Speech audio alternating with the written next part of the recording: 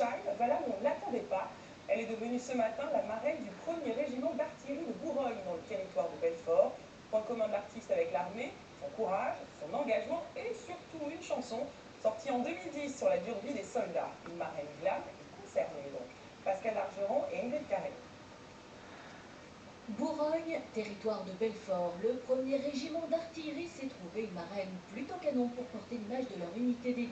Ce matin, lors d'une cérémonie de passation de commandement très officielle, Scheim, robe sombre bleu marine et talons hauts, s'est engagé solennellement à représenter les artilleurs de la région. On sent vraiment que, hormis les soldats, il y a vraiment une famille et c'est très touchant et je suis encore une fois plus que fière d'avoir été invitée à cette cérémonie. Si Scheim est passé sous les drapeaux symboliquement, c'est à la demande des militaires de ce régiment sensible à l'une de ses chansons intitulée Mauvaise nouvelle, dans laquelle elle rend hommage aux soldats français blessés à l'étranger et à leur courage.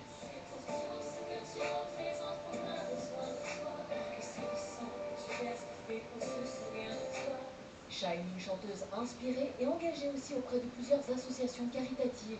Il n'en fallait pas plus pour que le régiment en fasse une cible de choix. C'est vrai que c'est peut-être une bonne chose aussi pour nous que quelqu'un de l'opinion publique ait cette pensée-là par rapport à notre travail de tous les jours.